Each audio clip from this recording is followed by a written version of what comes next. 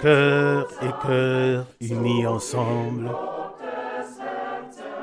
cherchant le repos dans le cœur de Dieu.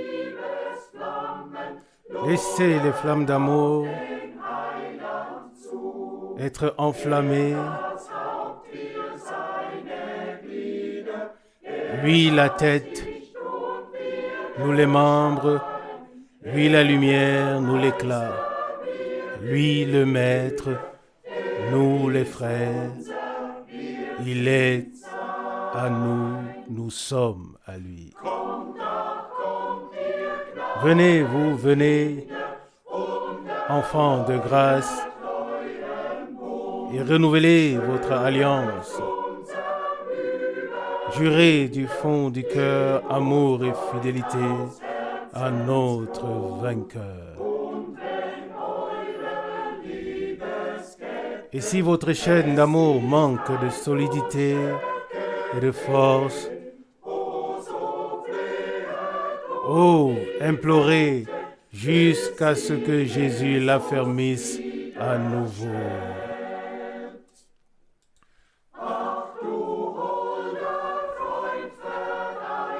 Ah, précieux ami, unis les membres de ton troupeau, afin qu'ils soient sincères comme tu l'as voulu dans ta volonté.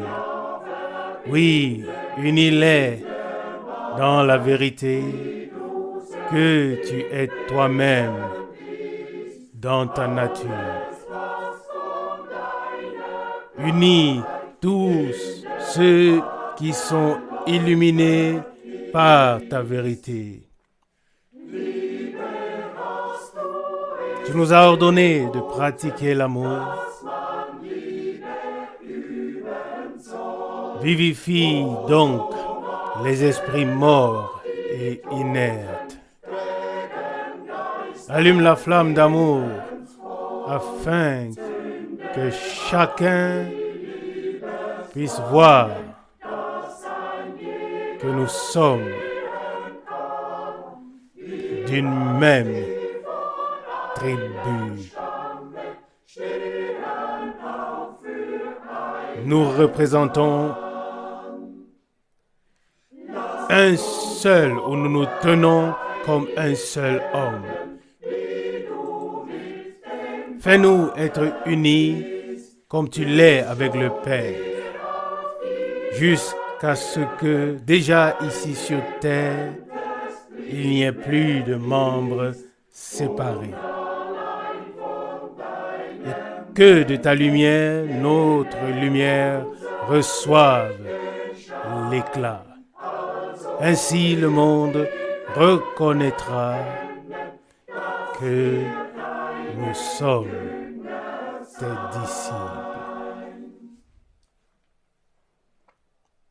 Liebe Geschwister im Herrn, Bien-aimés frères et sœurs dans le Seigneur, pour la méditation particulière d'aujourd'hui depuis Zurich, nous saluons tous ceux qui sont venus et aussi tous ceux qui sont connectés dans le monde entier dans le précieux nom de notre Seigneur Jésus-Christ.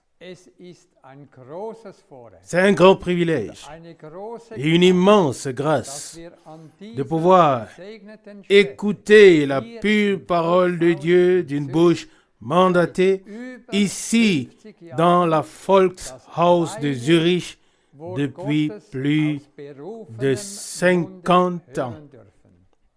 Nous nous réjouissons toujours d'entendre que beaucoup expérimentent Dieu à travers ses prédications et sont fortifiés dans la foi. Dans Hébreux 13, verset 8, il est écrit que Jésus-Christ est le même hier, aujourd'hui et éternellement. Il a la même puissance. Aujourd'hui, il tend sa main droite secourante à chacun de nous afin que nous puissions le servir. Que le Seigneur fidèle arrive à ce qui lui revient de droit avec chacun de nous, car en ces derniers jours, il achèvera dans la victoire son œuvre qu'il a commencée. Avant la prière et la retransmission, je voudrais lire le psaume 111. 111, psaume 111, verset 1. Halleluja. Alléluia. Preisen will ich Je den veux Herrn louer von ganzem le Seigneur de tout mon cœur, im Kreise der parmi les hommes droits und et in der Gemeinde. dans l'assemblée. Verset 2. Groß sind die Werke Les œuvres du Seigneur sont grandes, erforschenswert recherchées par tous ceux qui an les ihnen haben. aiment. Ruhmvoll Verset 3. und herrlich Son œuvre ist sein Tun. n'est que splendeur et magnificence, Bleibt et sa justice bestehen. subsiste à jamais. Hat ein Gedächtnis Il a laissé la seiner mémoire Wohltaten de ses prodiges. gnädig Le Seigneur und est barmherzig miséricordieux ist der Herr. et compatissant. Speise Verset 5. denen gegeben, Il a donné la nourriture à ceux qui le craignent. gedenkt seines Il se Bundes souvient toujours ewiglich. de son alliance. Sein machtvolles Walten Verset hat 6. kundgetan, Il a manifesté à son peuple la puissance de ses œuvres indem ihnen das Erbe en der Heiden lui gab. donnant l'héritage des nations. Seine Hände sind Treue Les œuvres de ses mains sont und fidélité et justice. unwandelbar sind alle seine Gebote. Toutes ses ordonnances Festgestellt sont véritables, für ewig. affermies pour l'éternité, Treue und Redlichkeit. faites avec fidélité et droiture. Hat seinem Verset 9. Volk gesandt, Il a envoyé la délivrance à son Bund peuple. auf Il a ewig établi son verborgen. alliance pour toujours. Heilig Son nom und est saint furchtgebietend et redoutable. sein Name. Die Verset Furcht 10. des La Herrn crainte ist du Seigneur Weisheit est Anfang. le commencement de la Eine sagesse. treffliche Einsicht Tous für ceux alle, qui l'observent die sie ont üben. une juste Sein Ruhm intelligence. besteht Sa gloire in subsiste Ewigkeit. à jamais. Im Vers 10 steht, Au verset 10, il est écrit, des Herrn la crainte du Seigneur Weisheit est Anfang. le commencement de la sagesse. Wer wirklich Celui qui a véritablement la crainte de Dieu dans son cœur wird alle acceptera Entscheidungen Gottes avec reconnaissance toutes respektiert. les décisions de Dieu. Ich lese noch ein Wort aus Jakobus, Je lis encore une parole de Jacques, Jakobus 3, Jacques chapitre 3,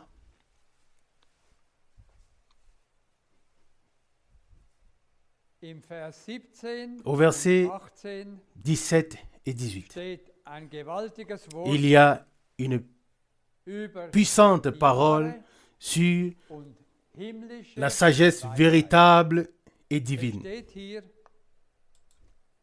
die Weisheit der Il est Götter, écrit ici au verset 17, die von oben la sagesse d'en haut ist fürs est tout Erste premièrement lauter, pure, ensuite sodann pacifique, friedfertig, freundlich, modérée, nachgiebig, conciliante, reich pleine an de Erbarmen miséricorde und guten et Früchten, bon de fruits, frei von Zweifel und ohne exempt Heuchelei. de duplicité Die et Frucht sans der hypocrisie. Verset Gerechtigkeit 18. aber wird in Frieden, Le fruit de la justice est semé dans la paix die Frieden stiften.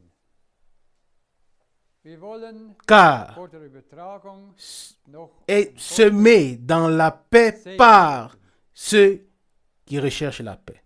gnädiger, Avant la retransmission, himmlischer prions Vater, encore pour la bénédiction de Dieu. von ganzem Herzen danke ich Ô dir Père céleste für das lebendige, de grâce, freimachende Wort vom Kreuz, de tout cœur, je te remercie pour la parole vivante et libératrice de la croix, pour le für das message Evangelium Jesu de Christi. salut, pour l'évangile Segne de Christ. Seigneur, bénis tous ceux qui aujourd'hui écouteront la prédication d'une bouche mandatée, inspirée par l'Esprit, et révèle-toi à eux comme le même. Que la crainte de Dieu revienne dans l'assemblée, dans l'Église, car il est écrit quel est le commencement de toute sagesse divine. Ô Dieu, que ton bon plaisir puisse reposer sur nous tous, que le ciel puisse s'ouvrir largement au-dessus de nous et que ton Saint-Esprit descende sur nous. Bien-aimé Seigneur, bénis ta parole au milieu de nous de manière particulière. Accorde-nous à tous de nouvelles forces. Bénis-nous ensemble de la richesse de ta grâce dans l'esprit, dans l'âme et dans le corps. Agis par ton esprit et par ta parole dans le saint nom de Jésus. Amen. Amen. Moi aussi, je vous salue chaleureusement dans le précieux nom du Seigneur.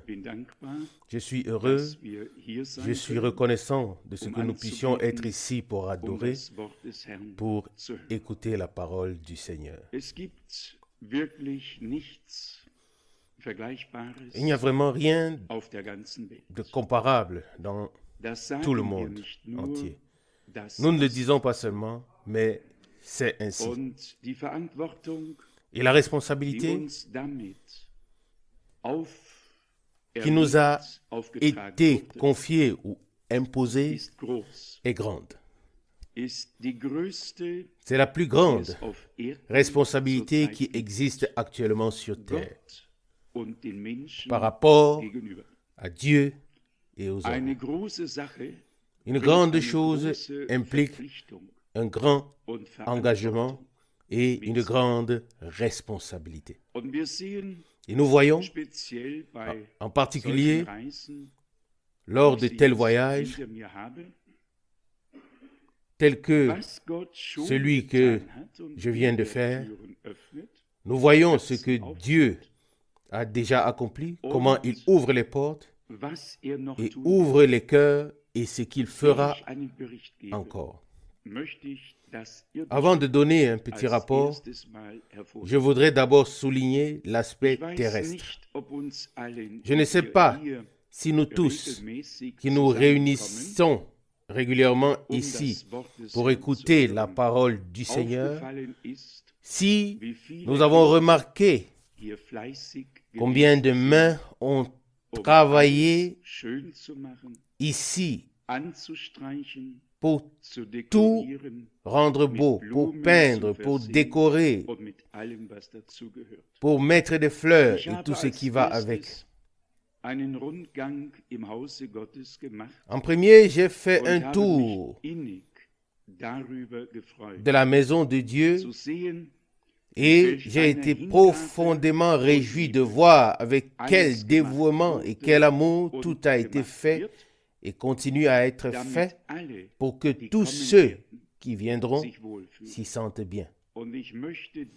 Et je tiens à remercier du fond du cœur ceux qui ont eu le temps et ont pu aider. Que Dieu vous récompense. Il y a des gens qui ont été destinés ou appelés seulement à prier pour que Dieu bénisse. Et pour cela, nous sommes aussi reconnaissants. Mais il y a d'autres qui ont des mains et qui ont du talent. Et nous en sommes aussi reconnaissants pour cela. Chacun à sa place. Et si personne n'est blâmé de ne pas avoir pu aider ou de ne pas avoir eu le temps. Mais ici, ceux qui ont eu le temps et qui ont rendu tout cela possible seront loués. Que Dieu vous bénisse et vous récompense. Cette fois-ci, nous attendons de grandes choses de Dieu. de grandes choses de Dieu comme jamais auparavant. Et quelqu'un a dit, l'heure d'une conversation téléphonique, il a dit, chaque fois que Dieu fait quelque chose de particulier ou que des réunions particulières sont prévues, il se peut que l'ennemi mette de nombreux obstacles sur le chemin. Gardons toujours à l'esprit que les obstacles sont là pour être surmontés, non pas pour que nous nous y arrêtions ou trébuchions dessus, mais pour que nous les surmontions et que nous allions de l'avant avec notre Dieu en lui rendant gloire dans la foi. En ce qui concerne le voyage, c'est toujours un privilège particulier de voir l'impact des brochures et des cassettes qui sont envoyées parmi le peuple. Commençons par Singapour. Là-bas, j'ai eu l'occasion de parler lors d'un séminaire biblique où des personnes de 32 nations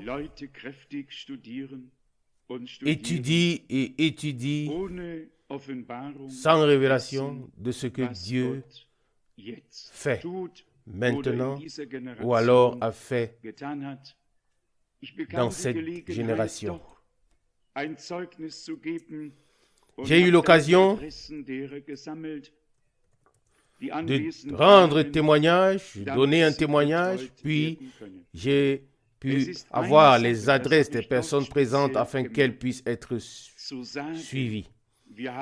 C'est une chose, je l'ai particulièrement remarqué là-bas, c'est une chose de dire, nous avons lu et nous croyons, et c'en est une autre d'en recevoir la révélation et d'agir en conséquence. Ce sont deux choses très différentes. Et frère Rousse l'a déjà mentionné. Dans le temps de Jésus, des milliers et des milliers de personnes ont entendu ce qui a été dit de manière acoustique. Ils auraient pu tous dire, oui, nous étions tous parmi la foule lorsque cet homme a parlé. Nous étions là lorsqu'il a pris le pain, l'a rompu et l'a distribué. Et ça ne finissait pas, au contraire. Il y en avait de plus en plus. Mais quel était le résultat? À la fin, sur les milliers de personnes présentes, rien que quelques-unes étaient restées. La proclamation doit avoir lieu. Et ce que Dieu fait ensuite, c'est lui qui décide. Notre tâche est de porter la parole et de la répandre jusqu'aux extrémités de la terre.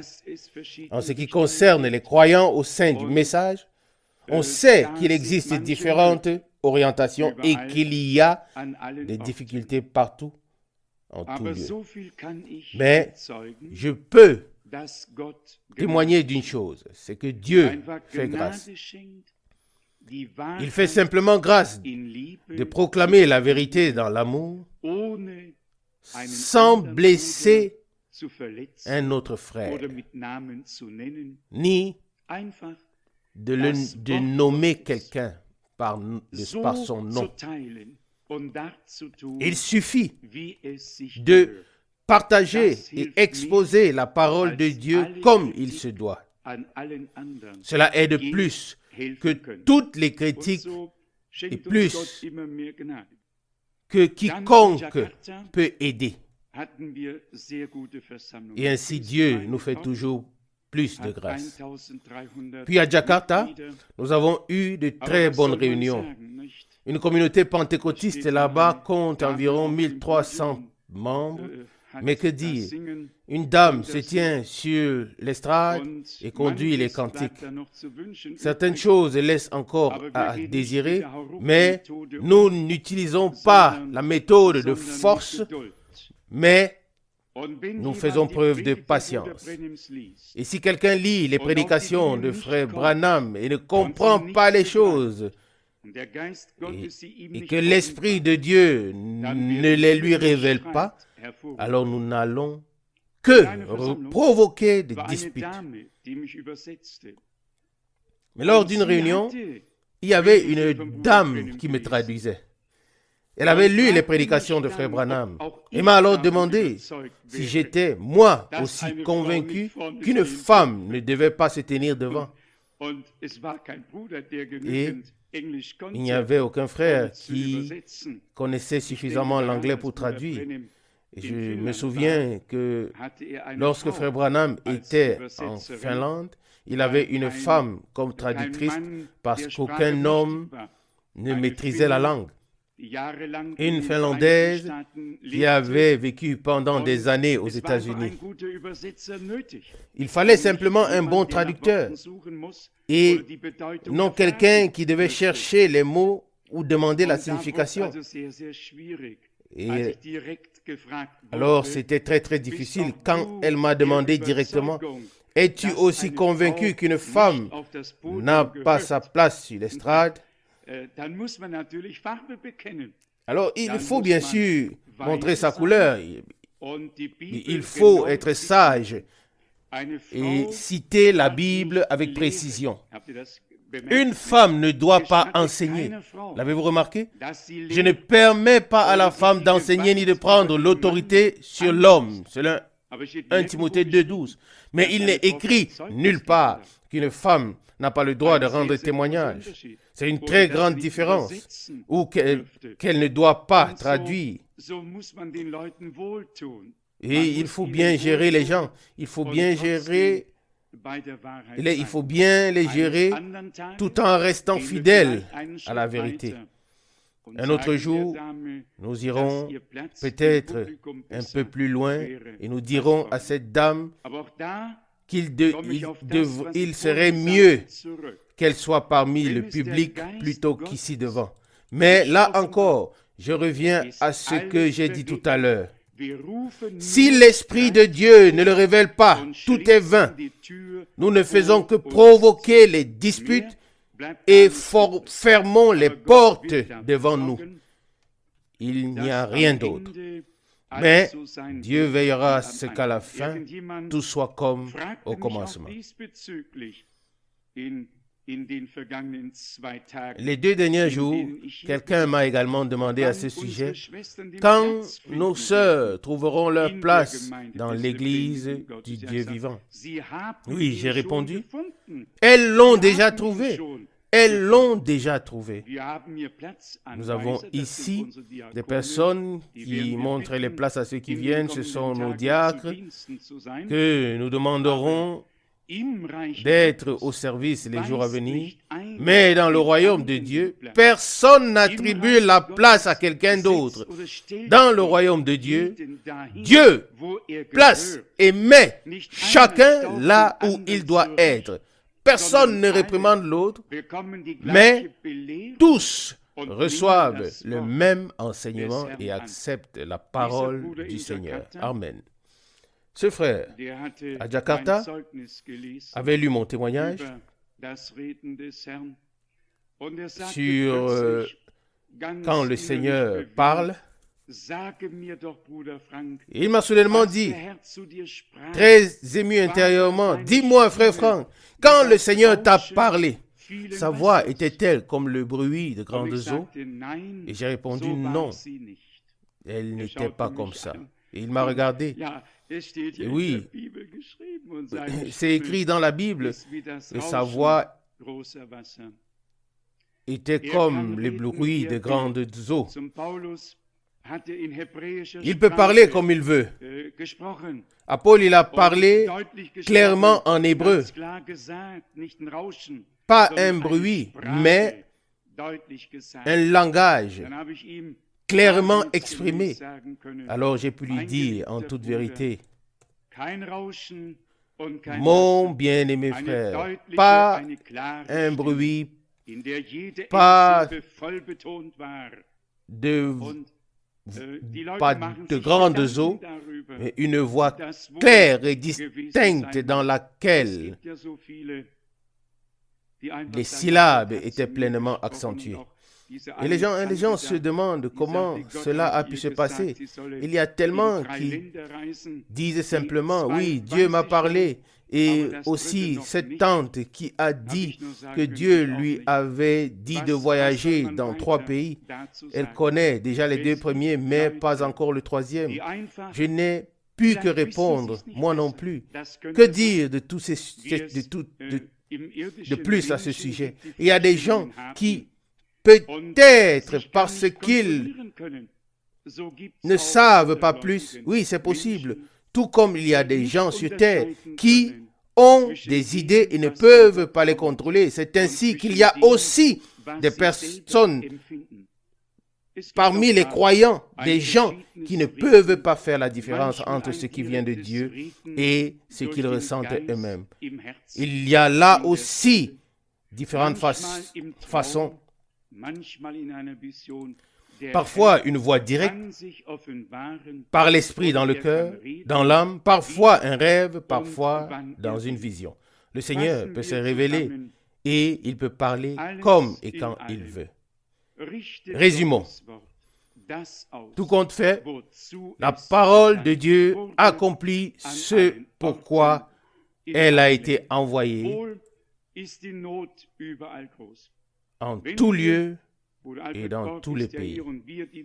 Certes, la détresse est grande. Frère Alfred Borg est ici et nous, qui sommes si occupés à imprimer, si nous voulions répondre à tous les besoins, nous pourrions avoir 3 imprimeries et imprimer jour et nuit, sans savoir si nous pourrions satisfaire tout le monde.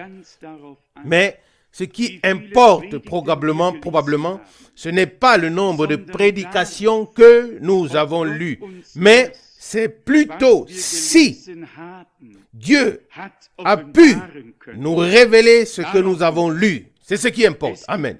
Il y a des gens qui disent, oh, je maîtrise les 1300 prédications. C'est possible. Je ne le nie pas. Mais peut-être, il les maîtrise au sens où on les a dans la main. Quand on les sort de l'étagère, on les a en main. On les maîtrise. Mais ce n'est pas ce que nous voulons dire. Nous parlons de ce qui nous a été lu. C'était dans Luc 10, je crois. Le Seigneur n'a pas seulement parlé à ses disciples en parabole, mais clairement et distinctement en disant, « Il vous a été donné de connaître les mystères du royaume de Dieu. » Amen. Luc 10, verset 24. Sommes-nous conscients que cette même Bible est lue et enseignée dans plus de 300 dénominations et dans tous les séminaires, la même Bible, pas une page en plus et pas un chapitre en moins. Et où est la révélation de Dieu? Où est la parole du Seigneur? Où sont les paroles du Seigneur? Où sont les gens qui sont prêts à se soumettre à Dieu? J'y reviendrai ce week-end. C'était à Jakarta où ce millionnaire, soit il était déjà millionnaire ou il voulait le devenir, cet homme originaire d'Hambourg, il m'a dit soudainement, je voudrais vous parler. Et je lui ai répondu, oui, volontiers. Et puis, ça a commencé. Il dit, j'ai étudié toutes les religions, j'ai cherché. Et maintenant, je voudrais vous demander, vous êtes un homme religieux, dites-moi pourquoi précisément dans le christianisme, il a fallu que le sang soit versé afin que nous puissions être sauvés. Et savez-vous ce qui s'est passé quand cette question m'a été posée?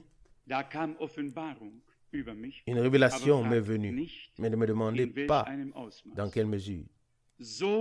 C'était si merveilleux et si puissant que j'aurais souhaité avoir devant moi la plus grande réunion, le plus grand rassemblement que j'ai jamais vu sur terre.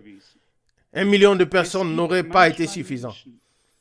Il y a parfois des gens qui ne savent pas du tout pourquoi ils disent ou demandent ce qu'ils disent ou demandent.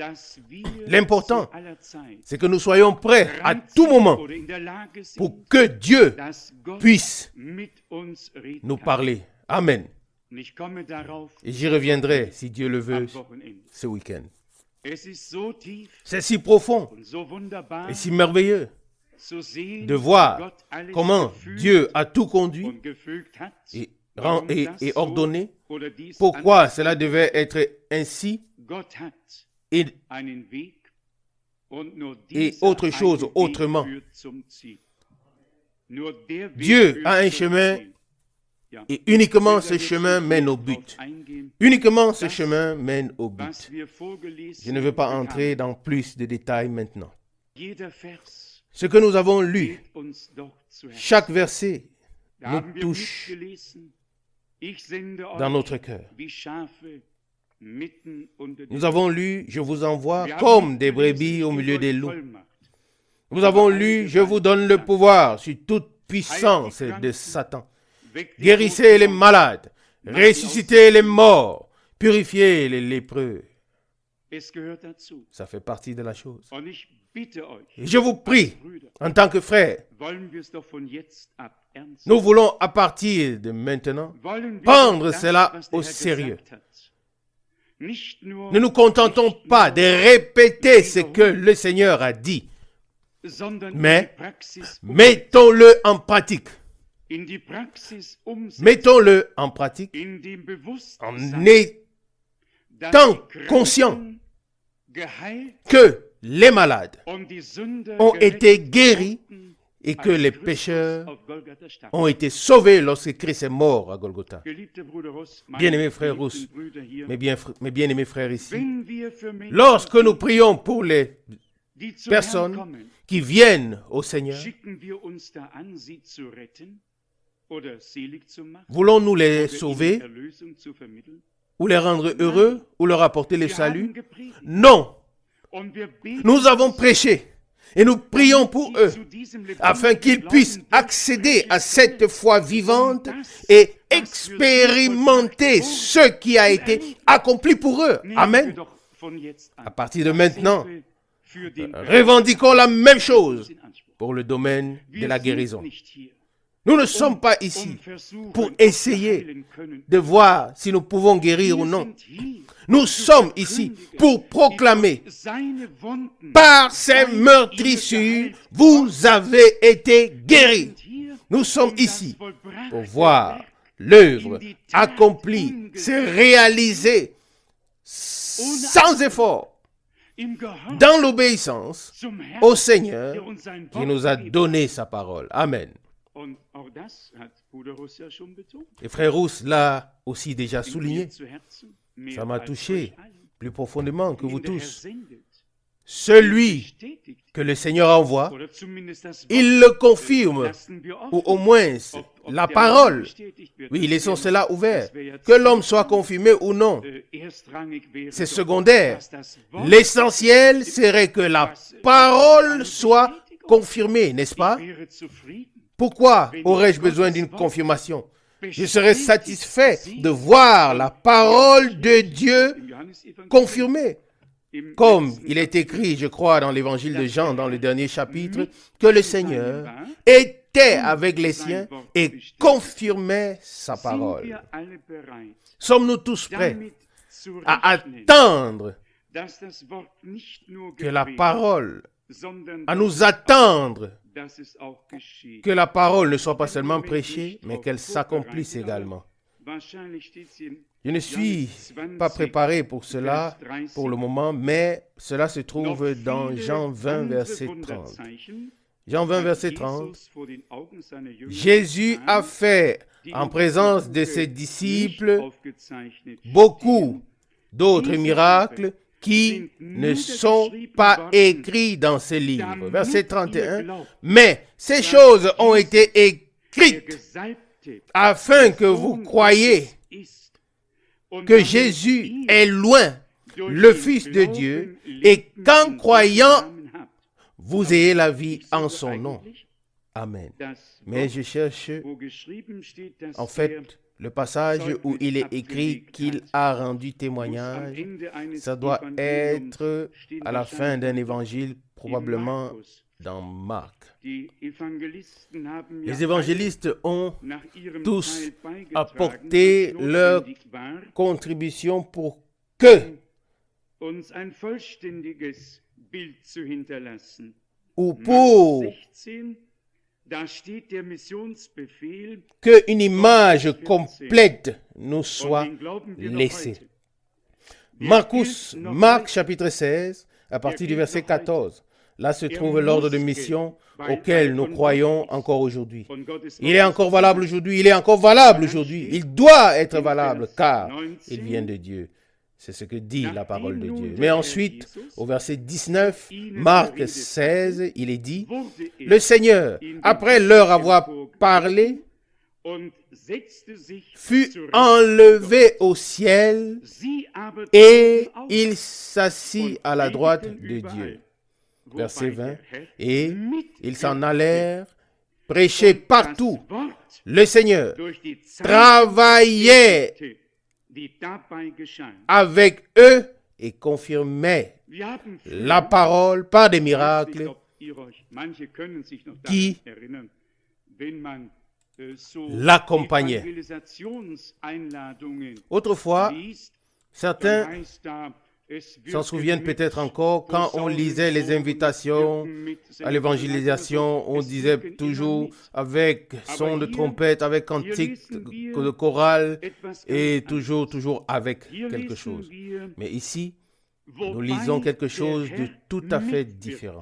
Ici, nous lisons que le Seigneur travaillait avec eux. Et c'est simplement ce que nous voulons. Nous voulons simplement que le Seigneur agisse et confirme la parole de sa grâce par des miracles et des signes. Que personne ne pense que nous allons maintenant commencer à chercher les miracles. Jamais et jamais. Je peux vous assurer que cela n'arrivera jamais. Que nous puissions commencer à chercher des miracles. Mais nous verrons des miracles. Ça arrivera. Nous avons accordé à la parole la place qui lui revient. Nous l'avons mise en première position. Au commencement était la parole. Mais parce que la parole était au commencement, les choses se sont également produites dès le commencement. Et Dieu a parlé et la chose s'est produite. Et si la même parole est également à la fin, alors nous devons nous attendre aux mêmes choses.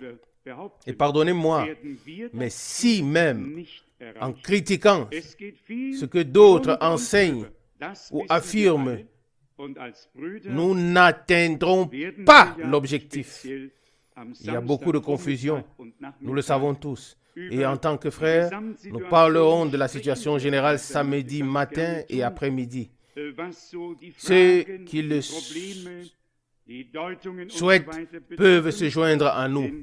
Nous parlerons en ce qui concerne les questions, les problèmes, les interprétations et ainsi de suite. Car les frères ont aussi le droit de rentrer chez eux avec la clarté afin de dire ce qui doit être dit. Nous regrettons la situation générale dans laquelle nous nous trouvons, nous et tout le peuple. Nous ne regrettons pas seulement ceux qui ont été écartés de la doctrine ou de la connaissance. Nous nous soumettons tous au même jugement et nous disons, Seigneur, nous ne valons pas mieux. Nous ne sommes pas mieux. Si tu ne nous avais pas préservés dans ta parole, nous aurions également dévié et nous ne serions pas ici. Et nous nous inclinons également devant le fait que Dieu n'a pas encore pu faire ce qui lui revient de droit. Il est le même. Et lorsque nous entendons parler de temps à autre de spécialités, comme il y a toujours des nouveautés, et même maintenant, on ne On ne cache pas, n'est-ce pas? À l'époque, des gens se sont préparés à s'envoler, à voyager pour l'Inde parce que cet homme avait prétendu que William Branham avait dit qu'il y en avait 700 qui resteraient et non 7000. Et croyez-le ou non, cet homme a reçu exactement 700, dont l'un parmi eux était millionnaire. Et maintenant, les gens se préparent à s'envoler pour El Paso. Et certains d'entre eux ont déjà leur billet, car la dernière course commence. Le troisième pool est en marche. 4 écureuils ont déjà été appelés à l'existence. Et tout ce qui se dit, il y a des gens qui y croient. Et il y a du feu, et il y a de la lumière, il y a ceci, il y a cela. Je ne sais pas si je peux le dire, mais nos frères de Kinshasa connaissent l'homme qui prétend que le nouveau nom du Seigneur est William Marion Branham au lieu de Seigneur Jésus-Christ. Et j'ai vu les photos avec la lumière, avec le feu et ainsi de suite, cette inscription dessus. Je ne m'intéresse pas à la lumière, je ne m'intéresse pas au feu. Dans ma Bible, il est écrit, ta parole est la lumière à mes pieds, la lampe à mes pieds et la lumière sur mon chantier. Et si vraiment une lumière divine m'apparaît ou m'est révélée, je ne fais pas de propagande, mais je tombe alors comme Saul sur ma face et j'écris, Seigneur, que veux-tu que je fasse? La lumière de Dieu a des résultats tout à fait différents de ce que nous voyons aujourd'hui. Et il n'est écrit nulle part que le ministère de Frère Branham devait être imité. Il est seulement écrit qu'il y avait des imitateurs, comme il y en avait au jour de Moïse. Mais toute imitation n'est pas l'original. Il n'y a qu'un seul original en toutes choses. Et nous insisterons beaucoup là-dessus, car le seul qui avait cette mission était Frère Branham. Et Dieu, le Seigneur, lui envoya un ange et lui fit dire que le signe du Messie lui serait donné. Il lui en donna la description, mentionnant Moïse et disant, de même que Moïse reçut 2 signes, de même 2 signes te seront donnés. Et il lui a été dit très clairement, tout comme le Seigneur a donné autrefois aux Juifs et aux Samaritains le signe du Messie en révélant leurs pensées, connaissant leur nom, leur origine, ainsi de suite, ce ministère se répéterait maintenant comme dernier signe avant la fin du temps de grâce pour l'Église. Et cela, c'est simplement pleinement accompli. Il n'est écrit nulle part qu'un tel ministère devait être poursuivi par moi ou par quelqu'un d'autre. Il n'y a eu qu'un seul 7e messager et c'est lui qui nous a apporté la parole. Nous avons compris les tenants et les aboutissants. Nous ne sommes pas des imitateurs. Nous avons reçu le message glorieux, la parole révélée, la nourriture. Et nous n'avons pas besoin d'imiter. Nous avons simplement besoin de dresser la table pour le peuple de Dieu. Et mieux nous le ferons, plus ce sera agréable à Dieu et aux hommes. Et c'est ce que nous ferons jusqu'à ce que le Seigneur vienne. Nous ne chercherons pas des choses qui ne sont pas bibliques. En ce qui me concerne, je crois même que dans cette pièce, il y a eu des gens qui ont vu l'arc-en-ciel. Il y a eu des gens qui ont vu l'arc-en-ciel. Nous laissons cela en suspens. Nous ne disons rien. Il se peut que des choses surnaturelles se produisent. C'est possible. Nous ne le nions pas. Mais, et c'est le plus important, écoutez-moi bien, nous devons toujours soumettre la chose à l'épreuve de la parole. Soumettre ce qui vient et ce qui a précédé la chose. Est-ce exact? Peu importe ce qui vient ou ce qui va, nous devons. Et il n'y a pas d'autre issue. Nous devons soumettre la chose à l'épreuve de la parole. Soumettre ce qui est présenté et ce qui est enseigné. Et là, je peux vous ramener à ce que Frère Branham a dit. Bien sûr, je crois qu'il a appelé 3 écureuils à l'existence. Mais qu'est-ce que le Seigneur ou l'ange du Seigneur lui a dit? Je vais t'enseigner ce qui doit arriver par le ministère de la parole parlée. Car le temps viendra où l'on ne priera plus pour les malades, mais où l'on prononcera simplement la parole et ils seront guéris.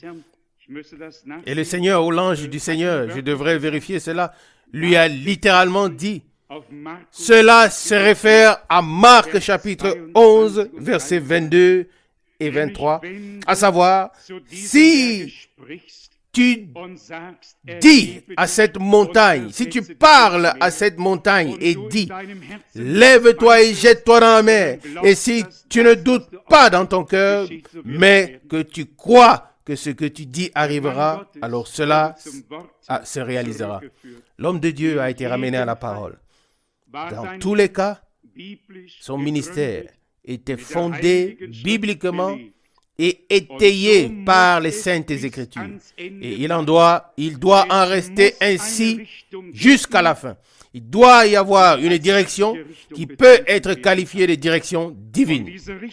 Et cette direction ne va pas dans 4 différentes directions. Elle ne va que dans une seule. Et cette seule doit être la direction divine.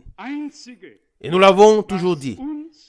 La seule chose qui nous relie directement à Dieu et à sa parole, c'est la naissance. La nouvelle naissance par la parole et l'Esprit de Dieu. Des personnes qui sont nées de nouveau et qui portent en elles cette semence divine et qui sont elles-mêmes une semence divine, n'ont qu'une seule relation et c'est la relation avec la parole de Dieu. Les interprétations leur sont répugnantes. Je ne sais pas comment vous vous sentez. Mais les interprétations voilent la vraie parole que Dieu a prononcée. Et frère Rousse, nous l'avons dit ici, nous étions au mur de lamentation. Nous sommes entrés dans ces salles voûtées. Nous avons mis cette belle casquette et nous avons regardé dans la Mishnah et tous les livres qui s'y trouvaient. Et ils étaient si grands et si larges. Et qu'avons-nous vu? Une page si grande, un seul verset tiré d'un livre de Moïse. Et une interprétation en haut, une interprétation à droite, une troisième à gauche et une quatrième en bas. Le verset, n'est-ce pas? Nous pouvons volontiers l'illustrer. Un seul verset sur une grande page. Et vous voyez comment les érudits viennent là pour prier. Je ne juge pas, mais ça me fait mal. Ça me fait mal. Comme au temps de Jésus, mon Seigneur. À cause des interprétations, ils n'ont pas compris ce qui s'est passé selon la parole du Seigneur. Si ce n'était que des interprétations qui ne signifient rien ou qui n'ont aucun impact, je ne dirais rien. Mais ce sont ce sont précisément ces interprétations qui les ont aveuglés sur ce que Dieu a vraiment dit dans sa parole. Alors c'est criminel. Et on ne peut pas rester silencieux. Et il en va de même pour tous les commentaires sur ce qu'ont écrit Paul et Pierre. Oubliez tous ces commentaires. Voici la semence originelle de la parole. Et l'Esprit de Dieu qui a inspiré la parole est en nous. Alléluia. Il jaillit comme une lumière dans les ténèbres. Et il brille. Et il prend vie. Alléluia. Et la même chose est valable pour le message de l'heure. Oui, comment il est interprété à gauche et à droite, en haut et en bas, derrière et devant. Si quelque chose n'est pas clair pour moi ou pour toi, alors je le laisse de côté et j'attends. Dieu veillera à ce que tout soit en ordre, en temps voulu. Ou pensons-nous que nous devons aider Dieu et lui dire qu'il doit se dépêcher? Non, notre Dieu est le Tout-Puissant. Et il maîtrise, oui, l'éternité et le temps. Nous pouvons être tranquilles. Il fera toutes choses bien. Notre souhait est que Dieu arrive à ce qu'il lui revient de droit avec chacun d'entre nous, avec moi, avec nous, qui sommes à sa disposition, et que les jours qui sont devant nous plaisent simplement à Dieu. Et que ces jours soient une bénédiction pour nous. Que nous puissions partir d'ici avec tous nos frères et sœurs et dire, c'était bien d'être ici. C'était bien d'être ici. Je crois que lorsque le Seigneur est au milieu de nous, alors c'est bien d'être ici. Amen. Et je crois que nous avons tous à cœur de lui demander de nous faire grâce.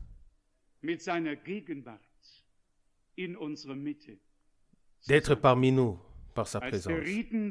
En tant que celui qui parle, qui agit, en tant que celui qui se révèle encore aujourd'hui.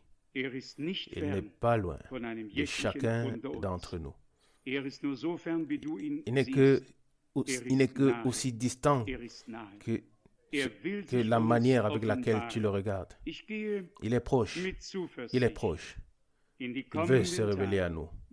Et j'aborde les jours à venir avec confiance. Pas avec assurance, mais je nous tremble. Et comme Paul l'a dit à l'époque, avec tremblement, non pas dans l'incertitude, mais dans la crainte et le respect du Dieu vivant. Et nous voulons également nous dire, ici aujourd'hui, que nous consacrons ces locaux, tout, au Seigneur, et que nous veillerons nous-mêmes à ce que tout se passe bien, tout se déroule bien, que les enfants restent avec leurs parents et ainsi de suite, que tout se passe vraiment sans problème, que personne ne soit empêché d'une manière ou d'une autre dans sa relation, sa connexion avec Dieu, qu'il n'y ait pas de conversation inutile, mais plutôt, comme il est écrit, ma maison sera appelée une maison de prière. Vous savez que je reçois beaucoup d'appels et certaines suggestions parmi sont bonnes. Et une sœur, précieuse sœur, m'a dit, quand nous allons nous réunir à Krefeld, ne serait-il pas possible de lire le passage de la Bible qui dit que la maison de Dieu est une maison de prière, pas une maison de discussion, pas une maison de ceci et cela, ainsi de suite. Que faut-il faire? Il y a des gens qui ont un désir si profond d'expérimenter Dieu. Des gens qui ont tant à cœur la chose de Dieu. Et je crois que nous en faisons partie, sinon nous ne serions pas ici. Voulons-nous contribuer de toutes les manières possibles à ce que Dieu soit reconnu à sa justice ou à sa juste valeur pour nous tous. À lui, le Seigneur de gloire, le roi des rois, qui a pris la forme d'un serviteur, qui nous a attirés à lui et qui nous a réconciliés avec lui. À lui soit l'honneur, la louange et la gloire pour l'éternité. Il est le même. Qu'il vienne et confirme la parole de sa grâce par des signes et des miracles, par le salut, par la guérison et par la délivrance. Qu'il puisse le faire en tout ou pour tous ceux qui le souhaitent et qui en ont besoin. À lui soit la gloire pour l'éternité. Amen. Levons-nous et prions. Père céleste, de tout cœur, je voudrais te consacrer cette chaire, l'estrade, tout le bâtiment, et te prier de former autour de nous un mur de feu, que tu sois présent, que tu puisses discerner sentiments, nos pensées, nos réflexions, nos paroles, quoi que ce soit que l'ennemi voudrait utiliser pour semer la discorde, que tu nous donnes le discernement au Seigneur, que nous puissions savoir de quelle manière l'ennemi veut semer le malheur. Fais-nous expérimenter, vivre des jours comme jamais auparavant. Bien-aimé Seigneur, nous t'invitons, nous nous plaçons sous la protection de ton sang, sous le sang de la réconciliation. Et nous croyons en la rédemption totale, la pleine rédemption que tu nous as accordée. Bien-aimé Seigneur, aie pitié de ton peuple et souviens-toi de l'alliance que tu as conclue avec nous, ainsi que de la parole et des promesses que tu nous as accordées par grâce. Donne à mes frères bien-aimés le pouvoir, comme tu l'as donné à nos frères au commencement, qu'ils sachent qu'ils ont le droit d'imposer les mains aux malades et de leur dire « Sois guéri au nom de Jésus-Christ de Nazareth, car tu as déjà guéri. » Qu'ils sachent qu'ils ont le pouvoir d'imposer les mains aux pécheurs et de leur dire « Tes péchés te sont pardonnés. » Amen. Seigneur, ce n'est pas nous qui pardonnons et ce n'est pas nous qui guérissons, mais nous prêchons le pardon et nous croyons en la guérison. Et ainsi, nous te prions, ô Dieu, accorde-nous d'être sobres, donne-nous l'inspiration et la conduite de ton Saint-Esprit. Seigneur, prends le contrôle de toute l'assemblée, que tes anges soient présents, ô Dieu. Nous nous consacrons tous à toi. Veille, circoncire les cœurs et les lèvres, les pensées, oui, notre bouche et surtout notre langue. Que tu fasses apparaître des langues de feu divin afin que nos langues soient purifiées pour pouvoir être à ton service. Accorde l'harmonie parmi ton peuple, comme Salomon l'a prié, qu'il n'y ait pas de division ni d'avortement dans le pays. Seigneur, ouvre le ciel au-dessus de nous et fais-nous grâce pour l'amour de ton saint nom. Révèle-toi et bénis-nous. Bénis mes bien-aimés frères, bénis mes précieuses sœurs, bénis tous ceux qui viendront encore et sois avec nous d'une manière toute particulière dans le saint nom de Jésus. Alléluia. Amen. Amen.